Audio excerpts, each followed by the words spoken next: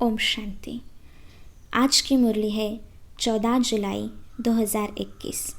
आज के कलरफुल मुरली का एसेंस है, जैसे आज बाबा ने कहा कि सारी दुनिया को शांति देने वाला एक बाप ही है, इसलिए उनको कहते हैं शांति देवा।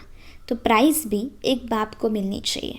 हम जानते हैं कि दुनिया में खास शांति के लिए जो विशेष कार्य करते हैं उन्हें शांति का नोबेल प्राइज़ दिया जाता है। तो बाबा कहते हैं कि एक बाप ही है जो सारी दुनिया को शांति दे सकता है, क्योंकि सभी अशांति से थके हुए हैं और अशांत में रहने वाले अशांति ही फैलाते हैं। लेकिन एक बाप ही है जो शांति का सागर है और आकर के सारी दुनिया को शांति देते हैं। फिर बाबा ने आज प्रश्न में पूछा कि ऐसे कौन से बच्चे हैं बाप के जो बाप को पूरा फॉलो कर सकते, जिसमें बाबा ने दो मुख्य बातें बताई। एक, बाप समान जो पावन बनते हैं वही बाप को पूरा फॉलो कर सकते, और दूसरा, जो सच्चा आशिक बन उस माशूक को फॉलो कर सके। ऐसे आशिकों को ही बाबा साथ में लेकर जाते हैं, जिसका गायन शास्त्रों में दिखाया है कि गौ माता की पूंछ पकड़ने से बेड़ा पार होगा। अब बाबा कहते हैं कि गौ की तो कोई बात नहीं है, लेकिन बाप ने आकर के ज्ञान का कलश जो माताओं बहनों के हाथ में सौंपा है, गौ माता का गायन उस यादगार स्वरूप में है। आगे भी बाबा ने मुरली में कहा कि तुम बच्चों का पीठ अर्थात जैसे सपोर्ट बैकबोन और पूंछ अर्थात आपको फॉलो करने से सभी दुनिया का बेड़ा पार होगा। तो इसीलिए आप बच्चों के द्वारा ही सबको रास्ता पता चलना है।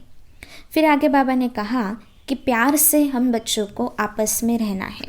बाबा निराकार है, शांत स्वरूप है, वैसे आत्मा भी शांत स्वरूप है।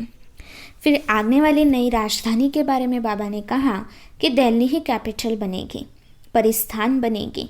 दिल्ली का कहीं गायन है परिस्थान बनना, राधे कृष्ण का गायन भी यहाँ ही है। बाबा हम बच्चों को आकर के डायरेक्ट सुनाते हैं, तो बाबा को फॉलो करने के लिए बाप समान पवित्र बनना है। बाबा को याद करेंगे तो पावन बनेंगे। आज का बहुत प्यारा और मीठा गीत था, तू प्यार का सागर है। तो हम बच्चे सभी जानते हैं कि बाबा प्यार का सागर है और उसका अनुभव भी कर रहे हैं। बाबा ने कहा कि 84 के चक्र को लगाते लगाते आप बच्चे पतित बन गए हो, अंत में आकर पहुँचे हो, तो अभी एक बाप को फॉलो करना अर्थात पवित्र बनना। फिर बाबा ने कहा गीता के बारे में। गीता का गायन है सर्वशास्त्रमयी शिरोमणि भगवत गीता। तो एक गीता ही ऐसा शास्त्र है जिसमें लिखा हुआ है भगवत गीता, श्रीमद् भगवान उवाच। तो वास्तविक रूप से गीता कोई पतित पावनी नहीं है। उसका कारण है कि गीता में शिव के बदले कृष्ण का नाम डाल दिया, जिससे यह मुख्य शास्त्र खंडन हो चुका है। तो बाबा कहते हैं कि सच्चे गीता ज्ञान इस महाभारत के लड़ाई के समय सृष्टि के अंत में मैं आकर ब्रह्मा तन के द्वारा तुम बच्चों को सुनाता हूँ, और यही सच्चे गीता ज्ञान से, इस ज्ञान को धारण करने से तुम बच्चे पावन बनते हो। बाकी कोई भी धर्म शास्त्र में यह लिखा हुआ नहीं है कि श्रीमद् भगवान उवाच। एक ही गीता ऐसा शास्त्र है जिसमें लिखा है। यह नंबर 1 शास्त्र है, क्योंकि इससे सृष्टि के अंत में सभी धर्मों का विनाश हो, एक सत्य धर्म की स्थापना होती है, जो है आदि सनातन देवी देवता धर्म। फिर बाबा ने कहा कि जैसे बाप की महिमा है कि बाप भी है, टीचर भी है और सतगुरु भी है। टीचर बन कर के हम बच्चों को इतनी ऊंची पढ़ाई पढ़ाते हैं, इतना ऊंचा वर्षा बाप बन कर के देते हैं, और सतगति में एक सतगुरु ही लेकर के जाते हैं। बाबा प्यार का सागर है, सतगति दाता है, दुख हरता, सुख करता है, बेहद का बाप है, सुख देता है और लिबरेट करता है। इसलिए हम बच्चों को शिव बाबा को पूरा फॉलो करना चाहिए। फिर बाबा ने कहा कि जैसे गरुड़ पुराण में भी कई सारी रोचक बातें लिखी हुई है, और वास्तव में यह सब है इस यादगार स्वरूप में संगम युग का बना हुआ। तो जैसे गऊ का पूंछ पकड़ने से हम स्वर्ग में जाएंगे, लेकिन ये जानवर की बात नहीं है, यह बात है तुम बच्चों को फॉलो करने की। सन्यासियों के फॉलोअर्स बहुत सारे होते हैं, लेकिन फॉलो करना अर्थात पवित्र बनना। तो बाबा कहते हैं कि तुम तो सच्चे सच्चे फॉलोअर्स हो। शिव बाबा कहते हैं कि मैं तुम सभी को वापस लेने आया हूँ, तो शिव बाबा को पूरा फॉलो करना है। हम आत्माएं आशिक है और परमात्मा माशूक है। तो बाबा साथ में भी उनको लेकर के जाएंगे जो सच्चा सच्चा आशिक बन उस परमात्मा को याद करते हुए फॉलो करेंगे। फिर बाबा ने कहा, पावन बनने का तो और कोई उपाय नहीं है। कहते हैं गंगा पतित पावनी है, लेकिन यह सारी नदियाँ तो सागर से निकली हुई है। तो इसीलिए सारी दुनिया को पूछ तो तुम्हारा पकड़ना चाहिए, अर्थात हम बच्चों के द्वारा ही सारी दुनिया को गति सद्गति का रास्ता मिलने वाला है। फिर बाबा ने कहा कि सतयुग में हम बच्चे बहुत सुखी थे। लक्ष्मी नारायण स्वर्ग के मालिक थे, तो इन्हों को इतना सुख देने वाला हेवनली गॉडफादर कौन? तो ज़रूर वह बाप है। तो उनकी जयंती भी भारतवासी मनाते हैं। यही बाप का बर्थ प्लेस है और इसीलिए हम सभी जयंती मनाते हैं। तो भारत कितना ऊंच है।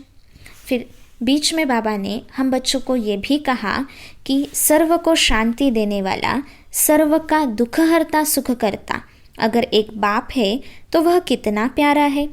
उससे प्यारी और कोई चीज़ हो नहीं सकती। जो बाप स्वर्ग का मालिक बनाए वह ज़रूर प्यारा होगा ना। तो इसको हमें आज पूरा दिन अनुभव करना है कि सबसे मीठा सबसे प्यारा मेरा एक बाबा है जो सच्चा सच्चा माशूक है और मुझे सच्चा सच्चा आशिक बन उस एक बाप को फॉलो करना है।